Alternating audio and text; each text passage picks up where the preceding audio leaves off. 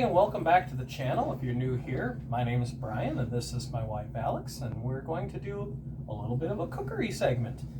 Today we're actually going to make a meatloaf the way that we do it. Everybody has their own special little style, and so this is kind of Alex's style, and it's quite tasty, and just kind of bring you along for the ride. To start off, I'm just going to go ahead and dice up some onion and some pepper. And actually, I'm not even going to dice it up. I'm just going to cut it into smaller chunks, throw it in the food processor. We're going to get that mushed up pretty finely diced. We like a nice, smooth consistency and not necessarily a lot of chunks. So that'll kind of help in that. And then what is it that you're starting with then? I'm going to start putting the meatloaf part together. So the meatloaf. Well, the meat part of the meatloaf? Yeah, the meatloaf. The meat part. So what do you got going here? You got 2 pounds ground beef. 2 pounds of ground beef. Lean ground beef. 3 eggs is probably too much, but I don't know. It's more meat than I usually use. A bunch of seasonings. So what are we working with for seasonings? Obviously salt and pepper. Salt and pepper, onion powder, garlic powder, my go-tos, and then I've been putting smoked paprika in lately. Kind of gives it, I don't know. A little more of a smoky flavor, yep. And then, of course, we also like to use a barbecue sauce in our meatloaf because... Instead of ketchup, which is what a lot of people do. We're big fans of barbecue and barbecue sauce in general, and we've always got a lot of different funky barbecue sauces. This is a Memphis Sweet from Rack Shack, which is a kind of local to the area that we live around St. Paul, Minnesota. And it's a rather tasty, kind of sweet, light sauce. And then for the binder, we're going to use the good old-fashioned cock flakes. I usually use Wheat Thins, but when I bought this is all I could find. Let me make a correction. Not Wheat Thins, Wheaties. She means Wheaties. Wheaties, whatever. But I think the Wheaties actually kind of add a little, that brand adds a little bit of a flavor to it. And I mean, Wheaties are healthier than corn flakes, right? So wouldn't that be a bonus? I don't know. But we don't have any Wheaties right now. We got cock flakes. And there's a big old green cock on the box, and you can stroke it. And to make my life easier, I use my KitchenAid to mix everything together instead of using my hands because it gets really cold. Work smarter, not harder, right? I mean, it's more for me to clean up, but not a big deal. Shit. Putting it in the bowl makes it easier to assemble it too. So, why don't you go ahead and start off on what you're doing, and I'll get this taken care of. Are we gonna let the video run while we're doing it? Well, yeah, of course. I went ahead and I've already cleaned this bell pepper off in the sink. Just kind of wiped it down.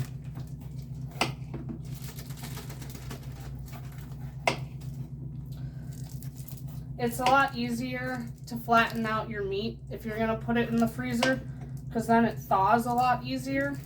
And I think it's easier to work with when it's thinner and flatter. Because I've just thrown it in the freezer before and then taken it out, and it's taken way too long to thaw. I was about to toss this middle section of the bell pepper. I'm fairly wasteful, what can I say? But I think what I need to do first is take a couple of these little parts off here because we have bunnies, and I'll bet they would enjoy a little snack, just a little extra right off the top. So we don't really measure anything. Well, I don't measure anything when I put this meatloaf together. I just kind of eyeball it. Well, we can kind of talk about it as we go as to what you're doing and how much. And so these I'm just gonna cut them in half so that they fit in the food processor. So I'm going to top the whole thing over.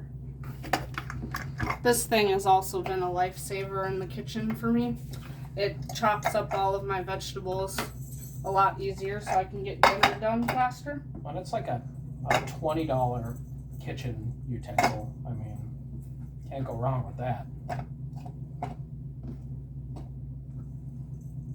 So go ahead and violate that. I'm going to save these for the bunnies.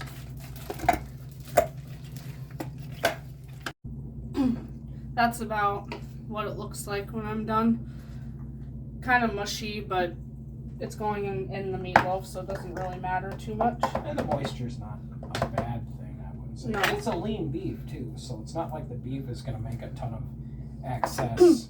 If you want to drain some of the watery part out, you can, but I don't really worry about it. Once again, I'm just being picky and taking out some parts of the center of the onion here that I really I find it kind of chewy, like the texture is just not quite right. And so we got enough onion here anyways. We don't need all of that little stuff. You want to separate, or do you just want me just to toss this in? No, I'm not gonna do it together because then it just gets all. All right. Then it's gonna. I'll see about draining off some of that excess moisture out of there too. Yeah. These are nice utensils too. Little spatulas makes life easier. I'm not a professional, so I just. Whatever works. Yeah. You know. I've learned a lot from following people on YouTube. Which is exactly why you want to do this a little more. Where's the blade? Orange hue to it. Yep. I'll get some of the excess moisture out of this.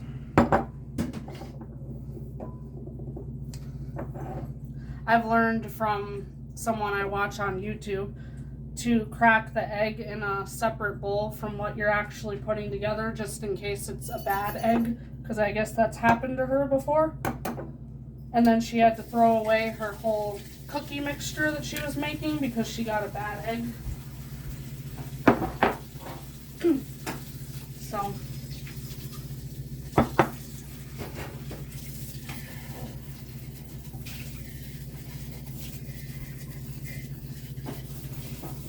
it was kind of sad when I watched that.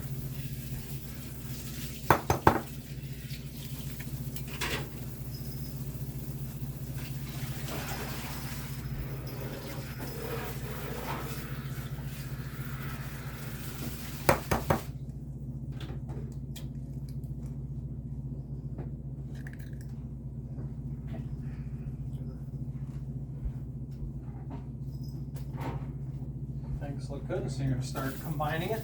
Yeah.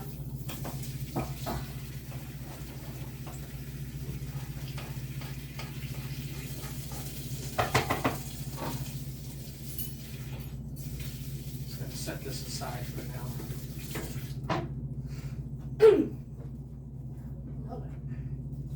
I want to break the video. Come on. So I kind of start breaking this up before I do anything.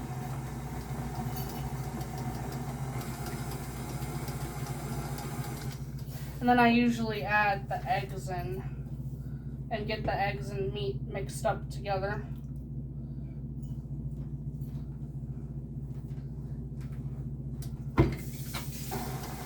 Get that starting to mix up.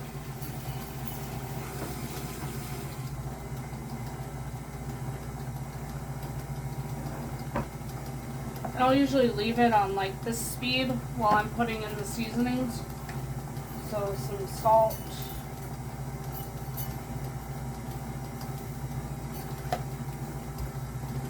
pepper,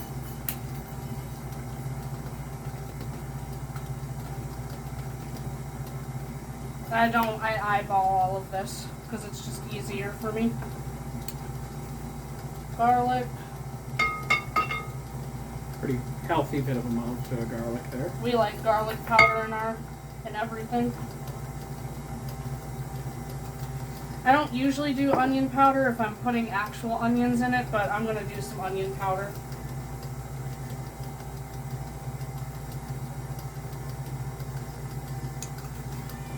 And then some smoked paprika.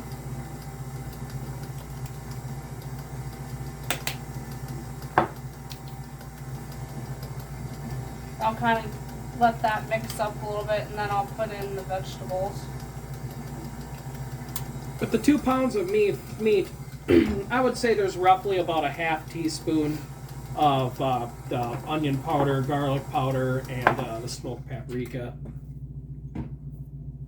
Then probably about a half teaspoon at least of the salt. Probably a little more than that, maybe close to a teaspoon. Yeah, just because Well, you don't want to not have enough salt in it. Yeah. Some onions. Probably just. Leave a little extra just to see. Don't want to put too Oh much. yeah, I in, don't right? want to put.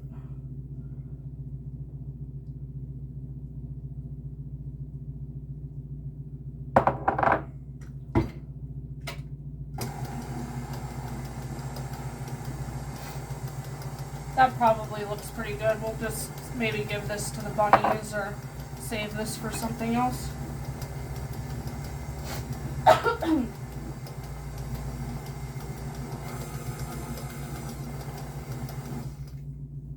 Then I usually put in the cornflakes at this point. You do the cornflakes before the barbecue sauce? Usually, but actually I don't even know what I do, but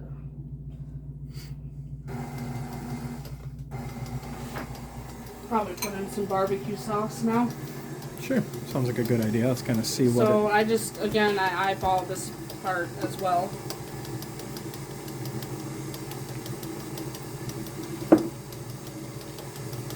Because I put some on top when it goes in the oven. And we don't want it to be overpowering. I mean, we typically use about maybe half the bottle total.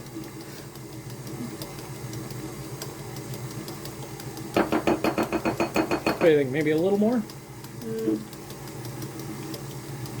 It's probably pretty good.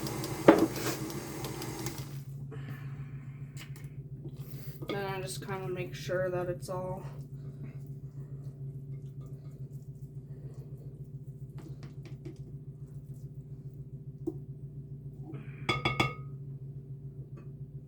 Now, the binding agent, probably about that speed. And then I just pour it in until I feel it looks good.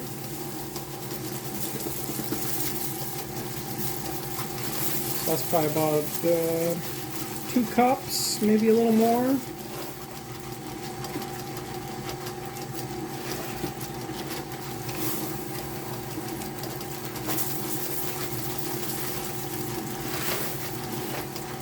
So, I mean, we're probably talking about 1.5 cups per pound of meatloaf.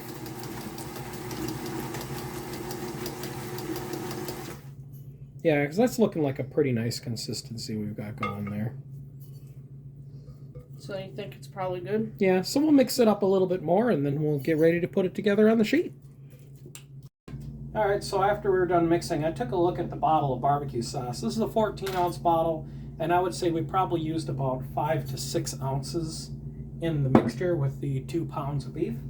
And at this point, she's gone ahead and prepared a pan. And cookie sheet, and I sprayed it.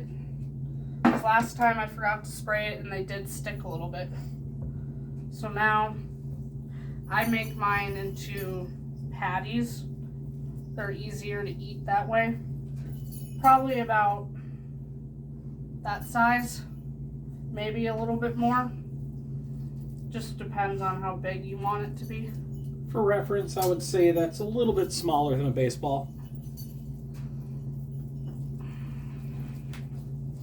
They don't all have to be the same size, but it also cooks faster if you do it this way. So I've done in the loaf pan before, and that usually takes a little bit longer. How long do you think? 45 minutes. This will probably be dealt with in about maybe half an hour. 25 minutes to 30 minutes, doing it in patty form. Temperature setting? 350, 375. I did 375. I'm not sure if that's the right temperature, but it seems to work. I might need another cookie sheet.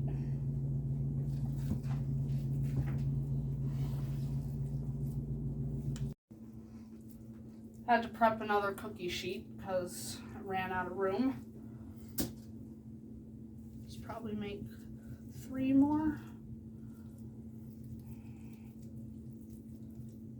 Yeah, one will be a little bit smaller. Or maybe not. And make the last one a little tiny bit bigger, huh? They shrink a little bit when you cook them, so the size doesn't really matter too much. Okay. That's good. All right. Okay, so now I'm just going to drizzle some of the barbecue sauce over all of the loaves. Just like that.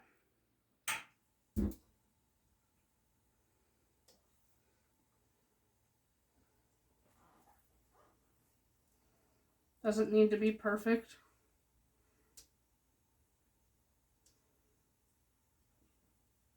Okay. And then I'm just going to put them in for 25-30 minutes, and then we'll check them and see if they're done.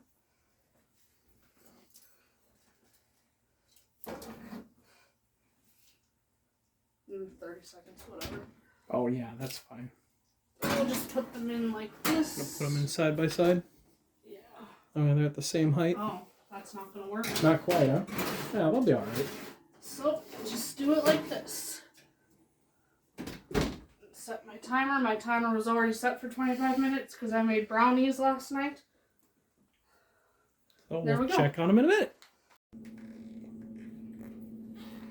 Okay, so the timer went off. Let's see. Well, they look pretty good. Could bust one of them open and find out. The bottom actually looks a little more golden even.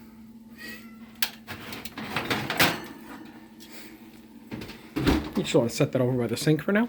Yeah. Oops. Oh god. Okay, that's hot. Yeah. So in interest of being thorough here, we're going to just kind of bust this bad boy open and... Oh yeah. Oh yeah, that looks perfect. That's super moist. Nice color to it. I think we're going to be good. And just like that, dinner's ready. We have ourselves a nice meatloaf with some rather cheap-ass, fake-ass mashed potatoes and green beans. So nothing special there. And I think it turned out quite nice. I've already taste tested and it is delicious. So, thank you for watching. Hopefully this is a helpful little recipe. This is kind of more of a barbecue meatloaf flavor, and I've had plenty of coworkers have it, and nobody has ever disliked it. So generally this is quite the fan favorite. As you can see, my little cook here, Alex, has a thing for Pioneer Woman, so she has quite the Pioneer Woman addiction. And me, being a typical American male, I have an addiction to TV, which is conveniently in sight of the table. And join me next time. Maybe the next video will be my lasagna that everybody loves. Yep, yeah, we should do a lasagna one for sure. So stay tuned for that. Thanks for watching and have a great evening. Hey. Luna, what do you think? You want some of this? Yeah. What do you think, Cliffy? You want some too, bud? No, you're not sure about the bell pepper? Not sure about it? Well, there. It's in there if you want it. He is not sure about the bell pepper. He is a picky eater. You want a biscuit instead, buddy? Hmm? Well, why are you being such a silly boy? Eat your biscuit. There you go.